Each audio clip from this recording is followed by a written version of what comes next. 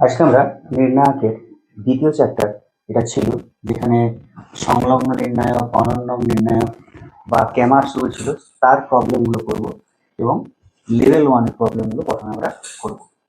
তো দেখো, লেভেল ওয়ানে যে প্রথম প্রবলেমটা বলা আছে যে ax plus by equal to q1 আর cx plus dy equal to k2, ax plus by equal to k1 আর cx plus dy equal to k2। বলছে সরল সহ সমীকরণ দ্বয় সমাধানযোগ্য হবে যদি, তাহলে প্রথমে আমাকে দেখতে হবে কি এক্স আর ওয়াই এর, যেটা আমরা ডেল্টা বলি বা ডি বলি, যাই বলি না কেন, সেই নির্ণায়কটা কত হচ্ছে আমাকে দেখতে হবে আগে। তাহলে এ বি সি ডি এর কোফিসিয়েন্ট গুলো সহগগুলো, তাহলে এইটা কি হতে হবে, নট ইকাল টু জিরো হতে হবে। এইটা যদি নট ইকাল টু জিরো হয় তবেই কিন্তু আমরা সমীকরণ দ্বয়ের সমাধান পাবো। ঠিক আছে, তাহলে আমাদের রাইট অপশন হয়ে যাবে এটা, নট ইকাল টু জিরো হতে হবে। তারপরের প্রমাণটা অঙ্কটা বলেছে, দেখো তিনটা সমীকরণ দেওয়া আছে, a1x b1y c1z equal to d1, a2x b2y c2z equal to d2, a3x b3y c3z equal to d3। তাহলে এর যে ডেল্টা বা ডি, এখানে যেহেতু ডি দ্বারা ডিনোট করেছে, তাহলে এই সূত্রগুলো তোমরা সবই জানো, কারণ এক্স সমান আমরা লিখেছিলাম ডি ওয়ান বাই ডি, বা লিখেছিলাম ডেল্টা এক্স বাই ডেল্টা, এভাবেও লিখেছিলাম। তাহলে এই যে ডি নির্ণায়কটা, সেই ডি নির্ণায়কটা কি হবে, এর সহগগুলো এক্স ওয়াই জেড এর কোফিসিয়েন্ট গুলো কত, a one b one c one, a two b two c two, a three b three c three. আর দেখো এইখানে ডি যখন ডি ওয়ান বার করবো তখন কি করবো না, ডি ওয়ান যখন বার করবো তখন ডি ওয়ান সমান আমরা কি লিখি, এই এ ওয়ান এ টু এ থ্রির জায়গায় কি লিখে দিই, এই কনস্ট্যান্ট টার্মগুলো থাকে D one D two D three, তাহলে ডি ওয়ান সমান কত হয়ে যাবে, D one D two D three, B one B two B three, এগুলো যা থাকলে একই থাকবে, C one C two C three. এবারে দেখো এইখানে কিন্তু এই দ্বিতীয় স্তম্ভটা চেঞ্জ হয়ে গেছে, মানে b one B two b থ্রিটা চেঞ্জ হয়ে গেছে। তাহলে b one B two b থ্রির জায়গায় কি আছে, d one D two D three, তাহলে তার মান কি হবে না, ডি টু হবে, ডি টু নির্ণায়কটা হবে কত, a one a two a three, এটা তো ফিক্সড থাকবে। আর b one B two b থ্রির জায়গায় হয়ে যাবে আমার d one D two D three, C one C two C three. তাহলে এই যে অপশনটা আছে, এই নির্ণায়কটা কার সঙ্গে সমান হবে না, আমার ডি টুর সঙ্গে সমান হবে। তারপরে দেখো এইটা সে একই সমীকরণগুলোই নিয়েছে, এগুলো সব সূত্র থেকেই দিয়েছে। দেখো a one x plus b one y plus c one z, সব সমীকরণগুলো এইটা, এই সমীকরণগুলোই আছে, যেটা আগের অঙ্কটাই ছিল, এটা দুইয়ের জায়গার অঙ্কটা যেটা ছিল সেই সমীকরণগুলোই আছে। তাহলে ডিও জিরো, ডি ওয়ানও জিরো, ডি টুও জিরো, ডি থ্রিও জিরো, সবগুলোই জিরো। তাহলে সবগুলো জিরো হলে কি হবে, আমরা কি জানি সূত্র অনুযায়ী অসংখ্য সমাধান থাকবে। বলেছিল অনন্য সমাধান থাকবে, একমাত্র সমাধান থাকবে, সেই সমাধানগুলো আবার বলে দিয়েছিল X equal to Y equal to Z equal to zero. এইটা হতে গেলে কি হতে হবে, তখন ডিটাকে কিন্তু নট ইকুয়াল টু জিরো হতে হবে, কিন্তু এখানে সবই জিরো বলা আছে, তার জন্য অসংখ্য সমাধান থাকবে। এরপর আমরা 4 নম্বর প্রবলেমটা দেখবো। দেখো 4 নম্বর প্রবলেমটায় বলা আছে a one x plus b one, মানে এই ইকুয়েশনগুলোই দেওয়া আছে। সেখানে এক্স সমান আমরা কি জানি, d one by d y সমান d two by d z সমান ডি থ্রি বাই ডি। বলেছে d d one D two zero বলে দিয়েছে, কিন্তু ডি থ্রিটা নট ইকুয়াল টু জিরো। আমরা কি জানি যে ডিটা যদি জিরো হয় তাহলে যে কোনো একটা, মানে D one D two D three মধ্যে যে কোনো একটা যদি নট ইকুয়াল টু জিরো হয় তাহলে কি সেটার কোনো সমাধান থাকবে না। তাহলে এই সি হয়ে যাবে আমার রাইট অ্যান্সার।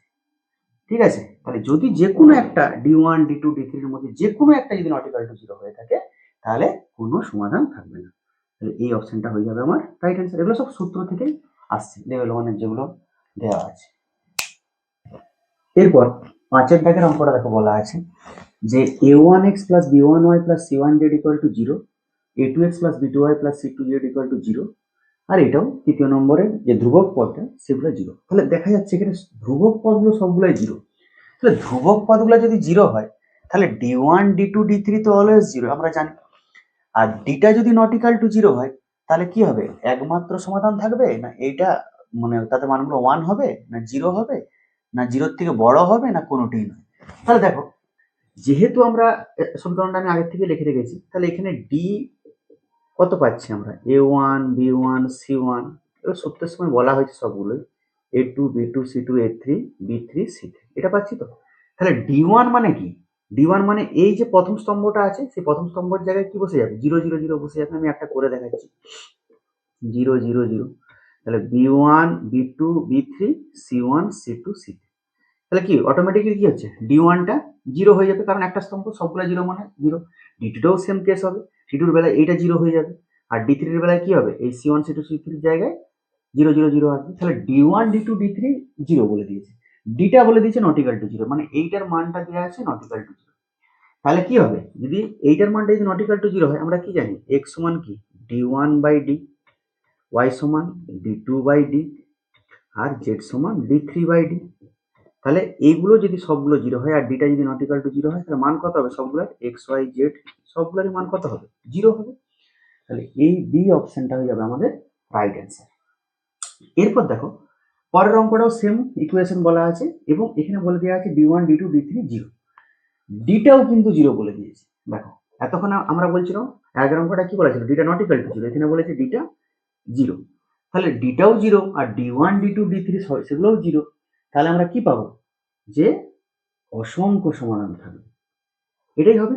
উপরটাও 0 আর নিচেরটাও 0 হলে, মানে এইটাও 0 আর এটাও 0, এক্ষেত্রে কি হয়? অসংখ্য সমাধান থাকে। আচ্ছা, এরপরে দেখো 7 দাগের অঙ্কটা।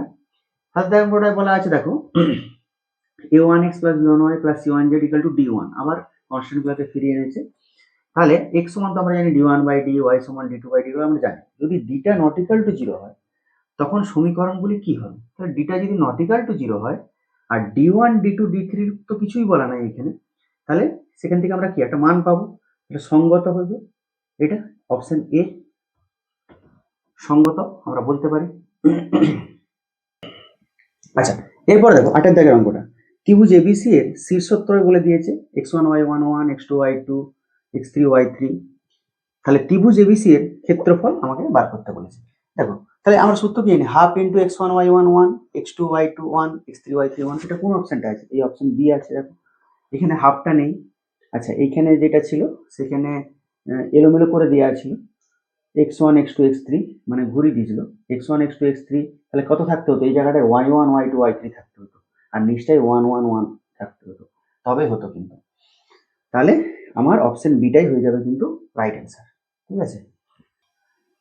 9 দাগের অঙ্কটায় বলা আছে যে x1 y1 x2 y2 বিন্দুদ্বয়গামী সরলরেখার সমীকরণ কিরকম হবে, এবং সেটা নির্ণায়ক আকারে দেওয়া আছে। আরেকটা জিনিস লক্ষ্য করো, এই নির্ণায়কটা দুটো, মানে ডি অপশনে দুটো নির্ণায়ক দেওয়া আছে, এই নির্ণায়কটা আর এই নির্ণায়কটা।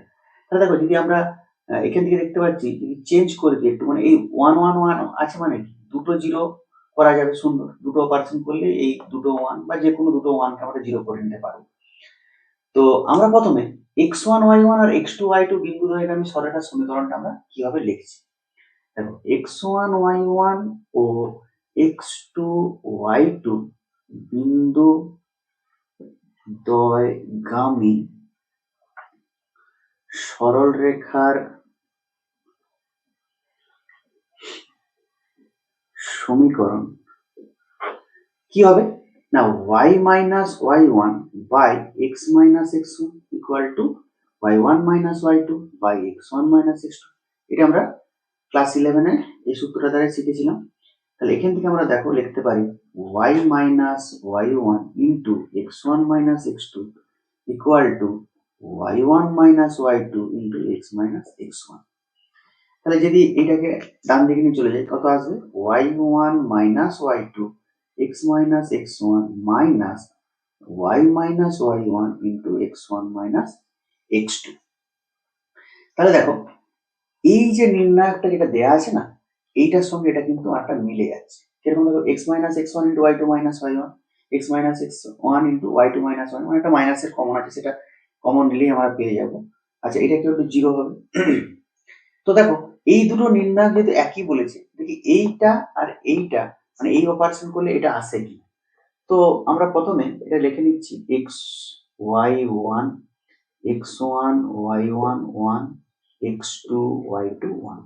দেখো এই নির্ণয়টা বলা আছে x minus x1, তাহলে আমি প্রথম সারিটাকে চেঞ্জ করব। কিরকম ভাবে চেঞ্জ করব না? r1 dash equal to r1 minus r2 আর x2 মাইনাস x1 যেহেতু বলা আছে, তাহলে আমরা r3 ড্যাশটাকে চেঞ্জ করে লিখবো যে r3 মাইনাস r2, এই দুটো অপারেশন আমরা করবো।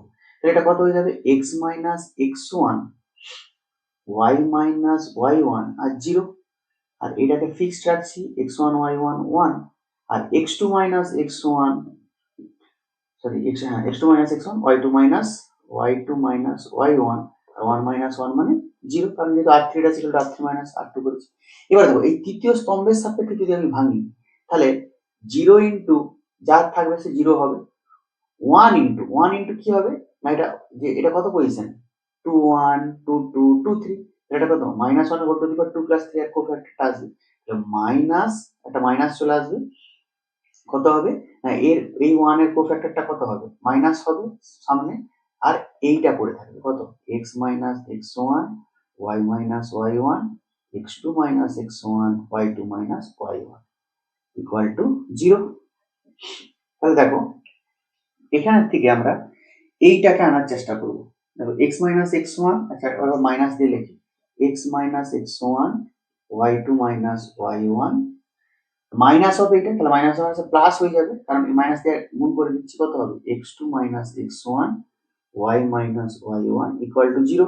তাহলে দেখো কতটা সিমিলার পেলাম আমরা না, x minus x1 y1 minus y2, তাহলে এখান থেকে এই মাইনাসটাকে গুণ করে দিচ্ছি এইটার সঙ্গে, তাহলে কত পাবো y1 মাইনাস y2, আচ্ছা এখানে মাইনাস ছিল, তাহলে x2 মাইনাস x1 ছিল, এখানে x1 মাইনাস x2, তাহলে এখান থেকে একটা মাইনাস কমন নিয়ে নিই, x1 মাইনাস x2, আর y মাইনাস y1 ছিল, আছে y minus y1 equal to 0। তাহলে দেখো এই নির্ণায়কটার থেকে এই নির্ণায়কটাকে প্রথমে আনার চেষ্টা করলাম, তারপরে সেটাকে ভাঙলে যেটা পাচ্ছি সেটা কিন্তু এই সরলরেখা সমীকরণের সঙ্গে মিলে যাচ্ছে, এই দুটো বিন্দুগামী সরলরেখা সমীকরণ। তাহলে অপশন ডি হয়ে যাবে আমাদের রাইট অ্যান্সার।